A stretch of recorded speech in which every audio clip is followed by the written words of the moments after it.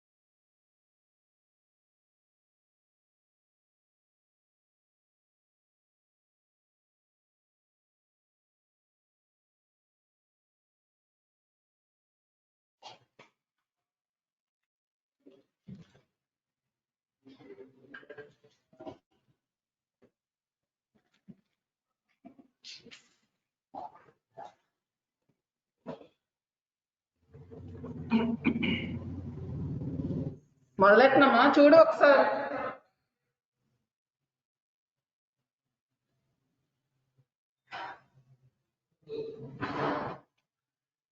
Hello, good afternoon. Today's class is on umbilical cord prolapse. See, coming to the normal pattern, the umbilical cord is the one which links the fetus to the placenta in the fetal lifeline. This umbilical cord is about 30 to 60 centimeters in length and an average being 50 centimeters. It is covered on the outer side by amnion, which bends with the fetal skin at the umbilicus. On the inner side of the cord is a thick myxomatous jelly called Watson jelly. Okay? Through the jelly, protected by it, run the umbilical vessel. See here the downer one. There will be two veins and one artery. Sorry, two arteries in a spiral arrangement. One vein and two arteries. And the umbilical cord develops from the connective stalk or body stalk. Here in the fetus, the circulation is the reverse of the adult. The vein carries the oxygenated blood to the fetus and the arteries bring venous blood back to the placenta. This is important. Normally, the cord inserts in the center of the placenta. So, coming to the topic as such, today's topic is on prolapse of the umbilical cord. It is the situation where the umbilical cord lies beside or below the presenting part of the fetus. Either it will be by the side of the presenting part or below the presenting part. Incidence will be 0.3 to 0.6%. It carries a higher fetal mortality rate. Why there is higher fetal mortality rate? Because there will be compression of the umbilical cord between the presenting part and the maternal pelvis. So whenever there is compression, as I already told, it consists of umbilical cord consists of umbilical vein and vessels, isn't it? So whenever there is compression, there will be blood supply will be cut off. That leads to death of the fetus. There are three types of cord prolapse. Number one, will come from down. This is occult cord prolapse.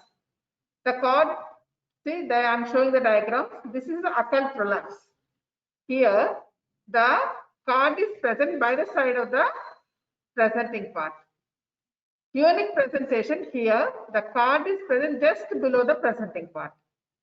And overt prolapse is the cord has come into the vagina or outside the vagina. So, occult prolapse is the cord is present just side by side of the presenting part. This is occult prolapse. Unique presentation is the cord is just below the presenting part. Number third one is overt prolapse, where the cord is in the vagina or outside the vagina. So here the umbilical cord unique presentation is the cord is seen on ultrasound. So whenever there is the presenting part just below the presenting part, when the cord is there, we can diagnose by palpation. What will we palpate? The pulsation of the umbilical cord can be felt. Number two, even in the ultrasound, we can diagnose unique presentation of the cord. Here the fetal membranes are intact. And number two is umbilical cord prolapse. This is the membranes are ruptured here and the cord is palpated below the fetal presenting part. Number third one is occult cord prolapse. Here the cord is not palpated because it is just by the side of the presenting part. The only thing we can diagnose is by seeing in cesarean section, number one. Number two, by having early fetal decelerations. Whenever the uterus is contracting, there will be cuts up, the blood supply will be curtailed. So there are more chances for fetal bradycardia. So in that way we can diagnose, that's all. See here the differences in these umbilical cord. In funic presentation, it is just below the presenting part. Here the membranes are intact. Umbilical cord prolapse, as such the membranes are ruptured. In occult cord prolapse, either the membranes are intact or ruptured. In the cord, it is slipped down just below the presenting part. In the umbilical cord prolapse complete, it is seen through the cervical os lying inside the vagina or vulva. Occult cord, here just along the side of the presenting part, but not past the presenting part. How can you diagnose? By palpating the pulsations of the cord through the intact membranes in funic presentation. In the umbilical cord prolapse, the membranes are ruptured and the cord is in the vagina, we can directly visualize, and also we can see the palpate the pulsations. And in occult cord prolapse, only we can see by cesarean section, we can see by the side of the presenting part, the cord, the presentation of the cord. Number two is variable decelerations. These are the differences. So what are the risk factors to develop cord prolapse? Coming to the first, fetal parts, malpresentations, transverse line, breach, especially footling. There are more chances. And in compound presentation, premature baby, well, premature rupture of membranes, long umbilical cord. Usually it will be around 50 centimeters. If it is very long, there are more chances for cord prolapse. If the head is unengaged, then also there are more chances. Number four is multiple gestation. So in among the fetal malpresentations, prematurity, PROM, long umbilical cord, unengaged presenting part, and multiple gestation. And then the maternal causes are multiparity, contracted pelvis, uterine malformations and tumors, and pelvic deformity. Coming to the placental side, there are minor degree of placenta previa. So what will happen in the placenta previa? The cord with the placenta will be in the lower uterine segment. So whenever the lower uterine segment placenta is there, there are more chances for the cord prolapse or cord presentation. And not only that, the marginal insertion of cord is also responsible for the cord prolapse. And not only these, iatrogenic causes, which we will make. So what are those? Low rupture of membranes, external cephalic version and internal cephalic version, and artificial rupture of membranes. Most commonly, we will see whenever there is polyhydramnios, there are more chances for cord prolapse. Why polyhydramnios? Because there is so much of liquor in the abdominal cavity, in the uterine cavity. There will be sudden gush of liquor that leads to cord prolapse. What is the first sign of cord prolapse or bradycardia? I already told you, or prolonged variable decelerations. This is very much important. When these occur, always do a digital PV examination to rule out any cord prolapse or cord presentation. And feeling or seeing the cord in the vagina or protruding out of the introitus is documented.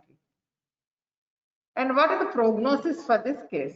There will be always, I already told you, anoxia is the most common. Unless you intervene immediately, if the delivery is completed within 10 to 30 minutes, fetal mortality can be reduced. Otherwise, the perinatal mortality will be usually 15 to 50%. For the mother, what are the problems she can face? Only emergency cesarean section she can be done. Risk of anesthesia, blood loss, and infection are the maternal problems she will face. For the fetus, fetal anoxia and mortality. How you can anticipate and how you can early detect? by doing internal examination, surgical induction, should exclude cord presentation or occult cord prolapse in unexplained fetal distress. How you can prevent it? Women at risk, that is malpresentations, always to be admitted in the hospital. We are not allow them to the membranes to rupture in the house. At least admit them in the last 3 weeks. Controlled amniotomy in case of polyhydramnios. So controlled amniotomy, I already told you, polyhydramnios, there are more chances for the cord prolapse due to sudden gush. That's why slowly we have to rupture the membranes. That is known as controlled amniotomy. We should wait till the vertex is fixed or it is engaged. Vertex is well applied to cervix is the best time to do the rupture of membranes. And ARM of the head is engaged. Already I told you. Then management protocol. How you divide? The only things, what are the things you can see? Baby is whether the fetal heart rate is there or not whenever there is cord prolapse. Because of cord prolapse, there will be anoxia. Anoxia can lead to death. So then maturity of the baby and degree of dilatation of the cervix. So what are the things we can do?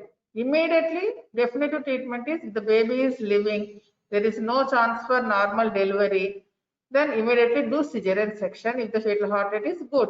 Always do confirm by ultrasound scanning. Okay?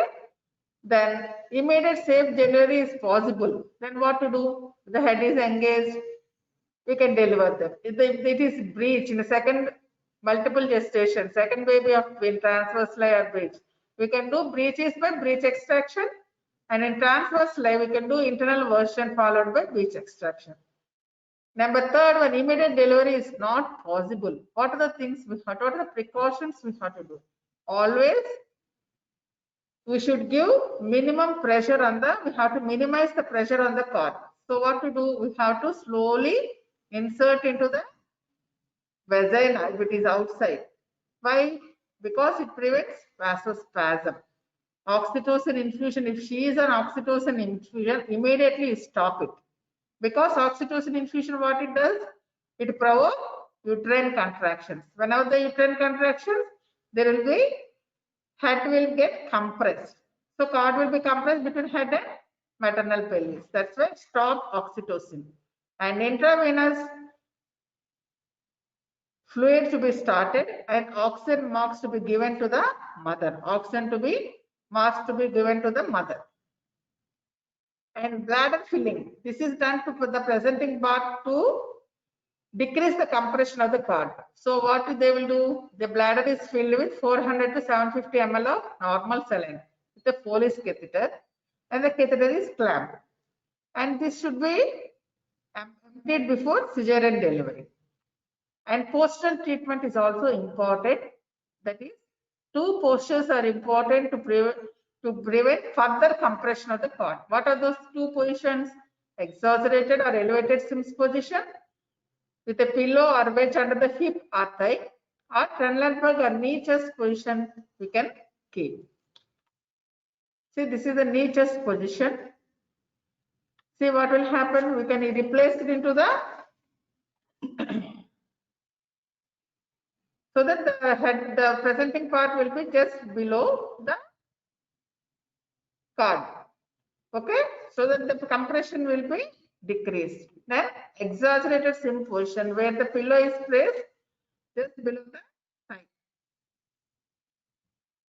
So coming to the treatment protocol, if the cord prolapse is there, see whether the baby is living or dead. If the baby is alive, immediately go for cesarean section.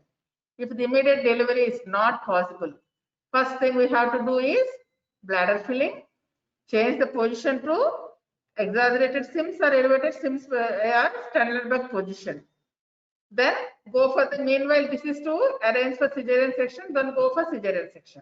If the immediate safe vaginal delivery is possible, go for normal delivery by using cut short the second stage of labor by forceps or ventouse. If it is breech extraction, breech delivery, go for breech extraction. Usually by multiple gestation we can get, you will come across these things. As it is transverse line, you do internal Podalic version. Okay. If the baby is dead, confirm with first ultrasound.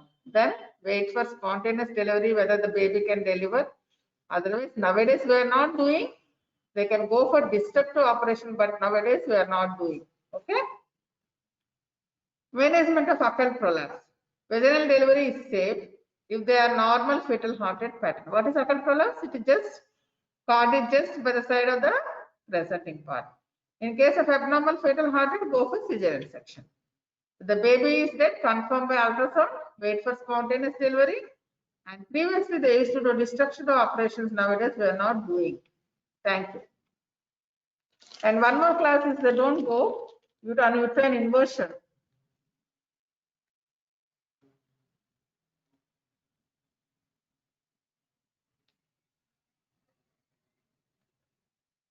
Hello, can you hear me?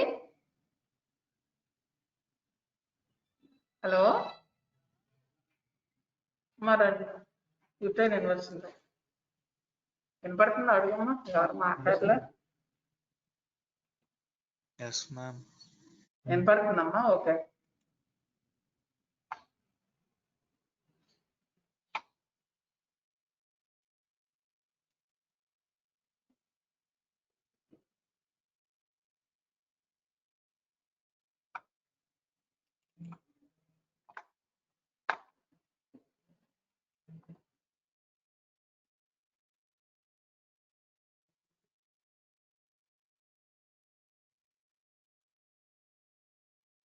Our next topic is on uterine inversion. What is uterine inversion?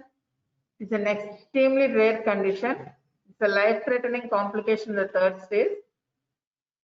What will happen? The uterus is turned inside out. It will be partially or completely. Uterus will come out from the vagina. Either it can be partially has come out or completely. It's a life-threatening complication. Usually will come across in the third stage of labor. Incidence is about 1 in 20,000. Uterine inversion is a short answer for you. It may occur before or after separation of the placenta. Either of the time it can occur. Sorry. There are three varieties of uterine inversion. First degree is just dimpling of the fundus will be present, which will still remain above the level of internal os. In the second degree, the fundus passes through the cervix but lies inside the vagina. In the third degree, the endometrium with or without attached placenta is visible outside the vulva. What is this degree? Complete uterine inversion. Third degree it is. It has come out, uterus has come out completely. Okay. So here is the diagram. In the first degree, just dimpling will be seen. Then this is the cervix. So it has come out of the cervix. Here, this is the cervix. Landmark is ischial spines. So just dimpling is seen here. Here it has come out of the internal os, beyond the internal os into the vagina. Here third degree is completely inverted uterus outside the vulva.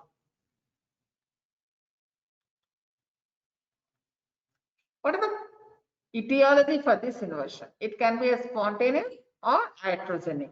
Spontaneous is usually when you try to deliver, whenever there is intra-abdominal pressure, when the baby is delivered, usually after delivery what will happen? A little bit of time the uterus will be in the atony, at the placental site. So whenever there is increase in intra-abdominal pressure as in coughing, sneezing or bearing down effort, that time there is more chances for uterine inversion. Not only that, fundal attachment of the placenta is 75% cause, short cord, placenta accreta, and any weakness in the uterine wall at the placental site. These are all associated factors for the spontaneous inversion of the uterus. And next one is the iatrogenic. This is mainly due to the mismanagement in the third stage. How are you going to separate the placenta? You are not supposed to give fundal pressure when the uterus is relaxed. Okay? Always by Brand-Andrews technique, we have to separate the placenta. Credis method is giving fundal pressure and pulling down. But in Brand-Andrews technique, will give control traction and counter traction we have to apply. And especially when the cord is pulled, when the uterus is in atonic state, and when it is combined with fundal pressure also, that time there is more chances for the uterine inversion. So, what first thing is we have to see for the signs of placental separation. What are the signs of placental separation? Number one, there will be small gush of bleeding will be present. Number two, there will be lengthening of the cord. Number three, there will be suprapubic bulge will be seen. Number four, the mother will feel a pain of it's a contraction type pain. So these four things are the signs of placental separation. Then only when the uterus is contracted, we have to separate the placenta. And what are the risk factors? Whenever there is uterus over enlargement, there is time to regain the contraction. There will be a short phase where the uterus is in the atonic phase. Whenever there is prolonged labor, if it is a big baby, fetal macrosomia, uterine malformations, and morbidly adherent placenta, where when you try to pull, even the uterus will come out because of adherence of placenta. Whenever there is short umbilical cord, tocolysis. Whenever there is short umbilical cord, what will we will try to pull down, okay? And manual removal of placenta, and sometimes collagen diseases like Ehlers-Danlos syndrome. All these are the factors for the uterine inversion. So what are the symptoms? Usually the patient will complain whenever there is dimpling or when the uterus is coming down. We won't be knowing, we are standing outside, isn't it? We are trying to deliver the placenta. The patient will complain acute lower abdominal pain. It's bearing down, which will complain acute pain. And signs will be, sometimes there will be varying degree of shock will be present. On abdominal examination, sometimes there can be, if it is a thin abdominal wall, we can feel the dimpling or cupping of the fundal surface is different. And by bimanual examination, we can confirm the diagnosis. And sonography is also helpful for the clinical diagnosis. If it is not clear, even in the sonography, we can confirm the diagnosis where the fundus is not properly encountered. And what are the complications? The patient develops inversion, shock. This is the main problem. First problem will come across. Mainly it is neurogenic. Mainly this is because of stretching of infundibulopelvic ligament, pressure on the ovaries as they are dragged along with the fundus of the uterus. Number third one is peritoneal irritation. All this can lead to shock. Number two is hemorrhage, especially after detachment of the placenta, we will see bout of bleeding. PPH is one of the causes. Number third one is pulmonary embolism. If left uncared, the patient may land up in sepsis, and uterine sloughing is a chronic one. So what are the problems you will come across? Shock, hemorrhage, pulmonary embolism, and sepsis are the problems mainly encountered.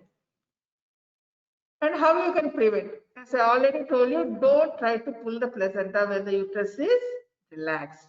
And pulling the cord simultaneously with the fundal pressure should be avoided. Always go for the controlled traction and counter traction, that is Brad Andrews technique. Whenever you have to do manual removal of placenta, you should be very careful. Okay? And management, always call for the help. You can't manage the patient. So when the patient is in shock, so always call for the help. Start the IV fluids. Catheterization is a must, and manual replacement is a must. Even without anesthesia, some has tried with even IV infusion. And principal steps are the patient should be under general anesthesia. Try to replace the part first, which is inverted last. That is important.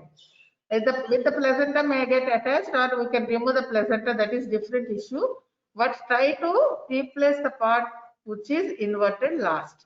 And counter support by the other hand should be placed over the abdomen.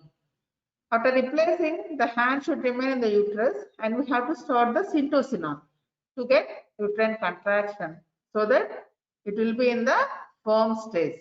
Then if the placenta is not removed, we can remove the placenta. Some people will remove the placenta before also. mainly to reduce the bulk. When facilitates replacement will be very easy, and if partially suppressed, we can minimize the blood loss.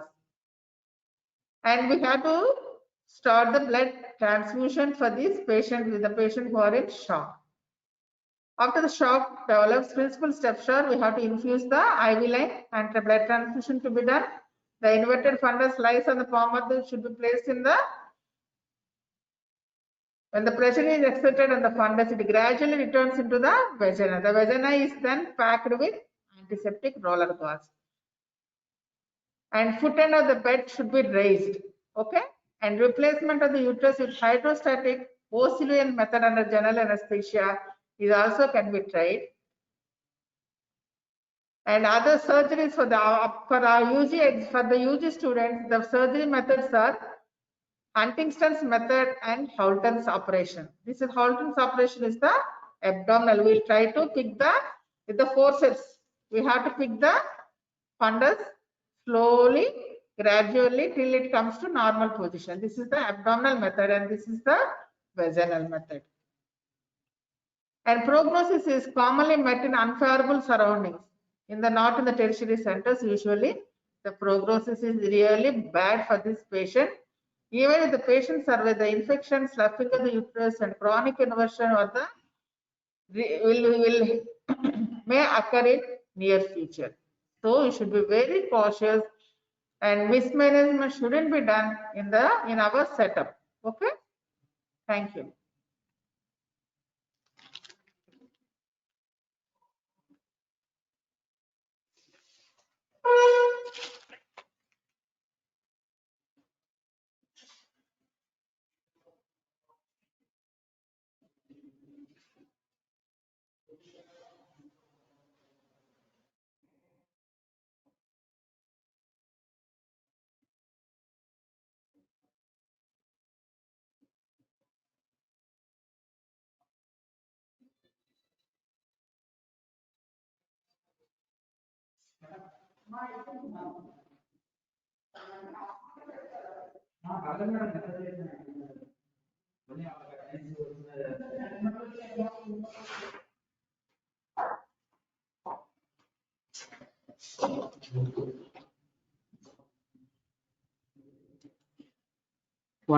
పైన వచ్చారు madam.